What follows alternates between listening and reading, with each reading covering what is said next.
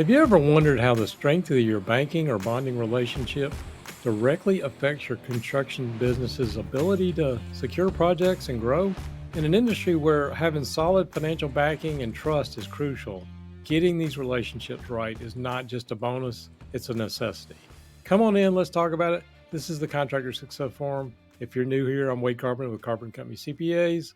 With me, my co-host, Stephen Brown with McDaniel Whitley, Bonding and Insurance. Stephen, in a Hey, good. world where ups and downs in our financial situations can dictate what opportunities we have in the next few months, how do we build and maintain these rock solid relationships that not only last, but also help our businesses thrive? Yeah, that's your introduction. I think it was fantastic. You think maybe this would be a good thing to have these kind of relationships, but in the commercial construction business, especially, it's essential. It's also essential in residential construction, more the banking end of it than the bonding end of it. But I just was hoping we could talk a little bit about how to set up a relationship, how to develop a relationship, how to feed the relationship, how to use the relationship, how to make sure that relationship is rock solid in good times and bad times. So you've heard that expression, fair weather friends. What does that mean to you, Wade? What Well, is a fair weather friend? I see it as somebody that they need me when they need me, and they are not really there for me if I needed them. And I've definitely seen that in construction over the last 30 something years.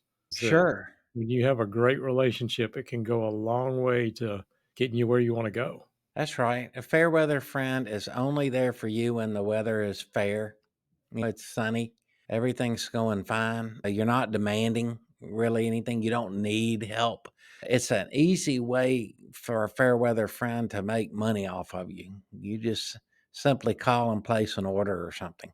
But a real friend is someone that knows that you value them and their advice, and you take their advice, and you pay their bills on time, and they're an important part of the success of your team. First of all, I wanted to talk about how to get the right team members in place. How do you find the best banker? You don't look it up online and put best construction banker in town. Then you'll have 20 different things pop up. But you want to look for a bank that is a specialist in construction, and they're very hard to find. They don't necessarily have to be in your hometown, but it certainly helps if you're doing local projects to do business with a local banker. But a banker is someone that you want to make sure that you are dealing with the highest possible level that will give you time and advice and care to help you, because you want that person to be high up on their loan committee when you need a loan.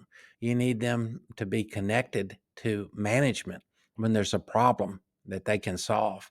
So you want your banker to not be a fair weather friend. You want them to be a rock solid friend that's there during hard times, when you're having a cash crunch, you're having a cash flow crisis, when you're losing your shirt on a job and you're looking for a bag to breathe into. That banking relationship is everything. The banking or the bonding agent can go a long way to making sure that you get what you need. And I've seen it as a basically three-way street that, the contractor is trying to get something done and they need the cash flow or whatever. And sometimes it's a year-end planning situation where you're trying to loop the banker in as well as the bond agent and get their feedback on what it needs to look like so that they can accomplish their goals of getting bonded or renewing that line of credit or whatever the idea is. But yeah, absolutely. Right. Yeah, you want to know from them what they need to do their job properly. What would make you happy? I can tell you universally that it's accurate and timely financial information about your company. Okay, so if you want someone's advice, your financial numbers don't have to look perfect to get good advice, but you need someone who's willing to help you, is willing to talk to you about, okay, this is what I'm seeing. Is this accurate? All right, what are you doing about it? What do you think you should do? What do I think? I'm not in your position, but if I was in your situation, I'd certainly consider this and this. So you need this kind of advice. You need these kind of people giving you advice. So a banker lends you money when you need it for cash flow purposes to make ends meet during a crisis situation. Your CPA helps you budget for the future and communicate what it is exactly you need to borrow and why. and when the funds will come in and copies of the contracts. And all this needs to be done with a banker that you have a relationship with before you need their help. So I would say put a little bit of effort into that relationship ahead of time. Ask your bond agent what bank they would recommend. Find out some of your competitors that you respect greatly that do business in the range that you want to do business in. Find out who they use and see if you can get an introduction. Same goes with surety bonding agents. You want to find the best out there. So, surety, like banking, it really comes a little bit easier with age and experience. I'm not saying that just because I'm old. I'm saying it because I've been doing it a long time. And a Right. good banker that is willing to help you and mentor you might be older. I don't know. It may be a young friend that wants to grow with you. It might be, but whoever it is, it's someone who has the ability and the relationships to get you what you need. Absolutely. And there's a lot of things you just said in that I've seen relationships with me and contractors and their bond agents and their bankers. What you said a while ago about finding a good construction banker, they are few and far between. And when you can pair up a good bond agent with a good banker, that can go a long way. And regarding the advice, most financial professionals, especially if they know what they're talking about, if they're giving you some advice, you should take it because they don't mean to do you harm. They're not trying to steer you. And that's sometimes a two-way street on building that trust.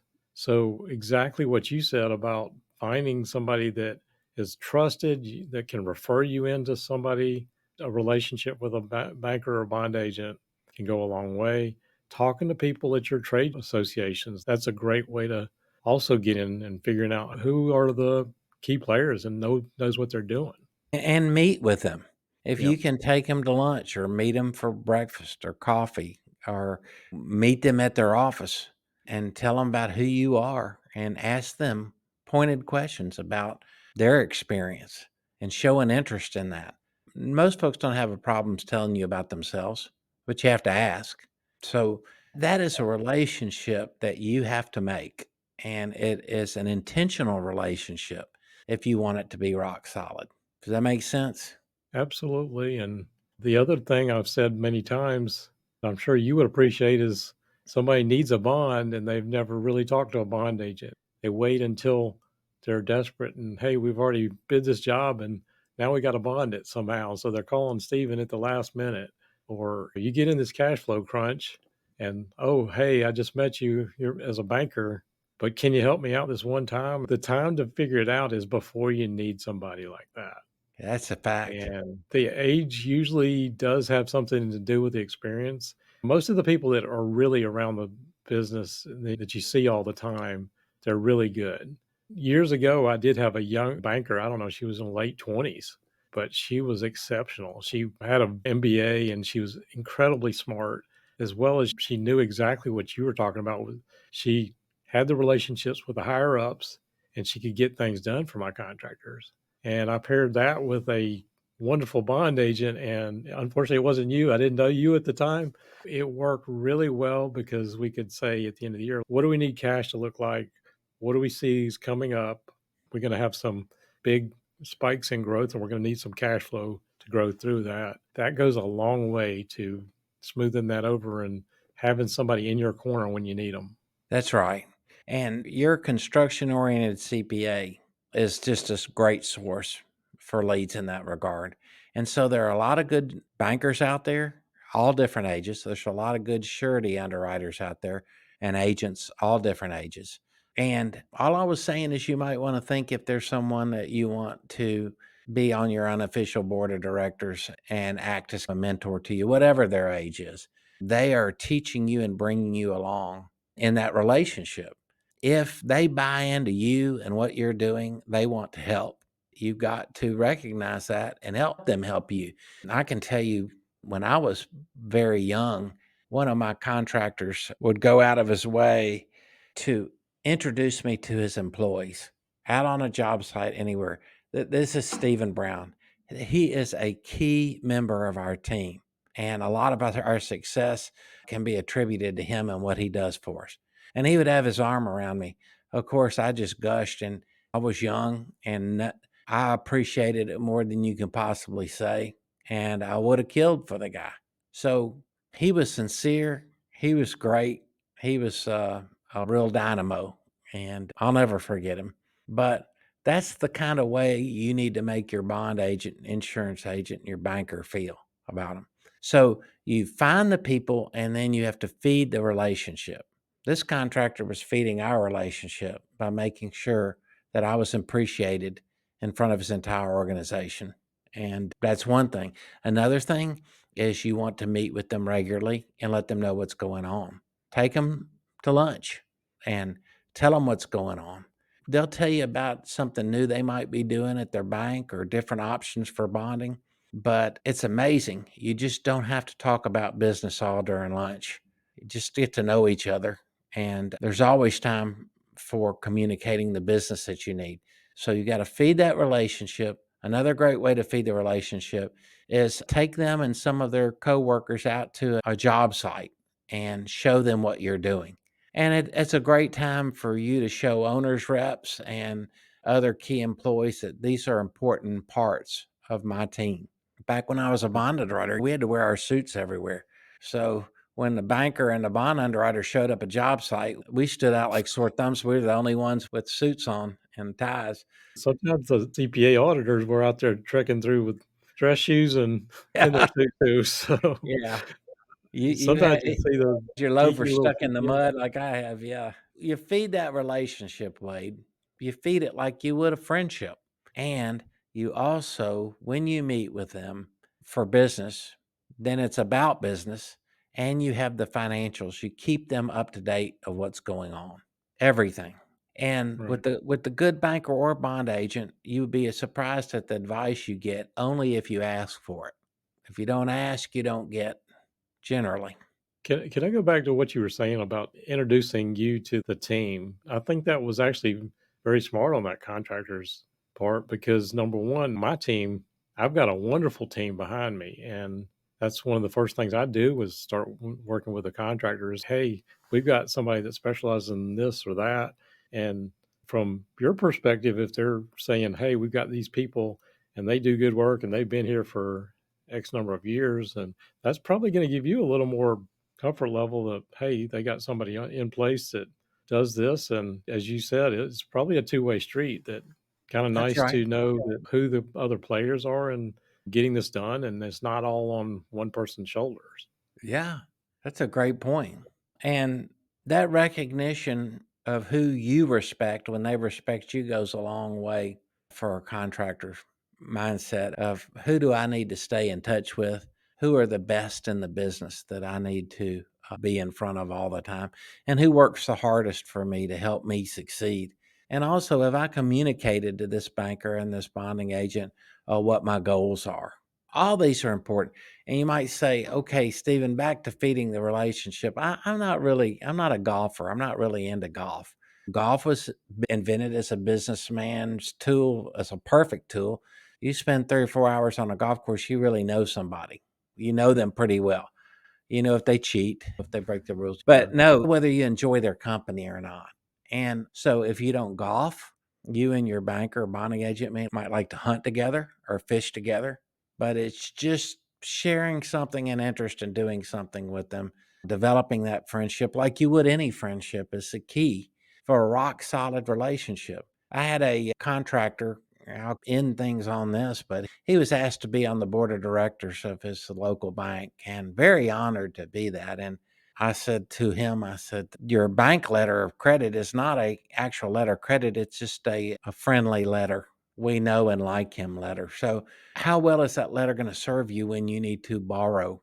They say that they've got to set it up as a real loan. And I said, fine, let them set it up as a real loan.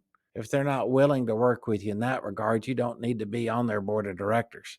That really didn't resonate with him. So when he had some trouble and he really needed to borrow some cash to get him through a cash flow crunch, They were fair weather friends. They were like, "Hey, man, we'd love to help you, but we're really not doing that right now. But hey, you're a great guy." Anyway, he ended up resigning from the board, and they were like, "Oh, fine, he's having financial trouble. I'm glad he's off the board." So I'm saying these guys he associated with made him feel good to be invited on the board, but that meant nothing. That's sad. But I guess going back to what you said too about asking for advice, I do see that this is a common problem, especially when you're dealing with finances. A contractor, they want the world to believe that they're doing very well. And obviously, in front of your bond agent and your banker, you want to put the best foot forward. But there's also becoming humble and asking for advice. And I think you would probably agree with me is if something's starting to go wrong, I prefer to talk to my bond agent about it before it becomes a disaster. Maybe they can give you a little bit of advice of what to do. The same thing with the bankers. Things have not been great. Maybe they can smooth it over on the loan covenants or something like that if you have to. But to just wait until here's the tax return and they get completely blindsided, there's nothing they can do to defend you. It's number one, being humble. Number two, I would say so many people think everybody else is doing so much better than they are. And I'm here to tell you, some of them are, but the vast majority of them are in the same boat you are. They struggle every week to find the cash flow. They struggle every week to make sure there's food on the table for everybody they deal with. And sometimes you just got to look out for yourself and not forget about, hey, this is what I just want to put my best foot forward. You really need to find that relationship where you can trust that person and say, hey, this is what's going on. What can you do to help? That's right. That's a really good point. And also, another thing that I wanted to end the podcast on a little bit, if it's okay, is respect for the person that you find, respect for their time, respect for their advice. So, how do you show respect for their time? When you have an appointment, you're there, not crazy early, but 5 minutes ahead of the appointment, you are there. You are present and you are focused and you're ready to go. That shows that you respect the person that you're meeting with. So you want to tick someone off, just like you said, just drop in with an attitude in an emergency and expect immediate results, and you will get nothing. Nothing. Like you said, Wade, about the humility part of it. If we as a surety industry and bankers only work with the cream of the crop, we wouldn't have a lot of business. Our jobs are to provide services that you need and advice that you need. That's our job. And if we like you on top of that and we bought into what you're doing and you're providing us accurate and timely financial information that we need, then you're going to be our best customer. And our best customer gets our best attention. And when things get tough and your bonding agent has to go to the mat for you on a difficult job, instead of saying, I really don't have any options with what you've presented me, they've got 3 or 4 options for you to consider to get the job done. And they have gone to the mat and they've used their own reputation for you to help you get what you need. That's all I had to say about that. We will go ahead and put this one to bed. Thank you all for listening to the Contractor Success Forum. Check out the show notes at contractorsuccessforum.com or on the Carpenter CPA's YouTube channel for more information. We would appreciate it if you consider subscribing and follow us every week as we post a new episode. And we will look forward to seeing you on the next show.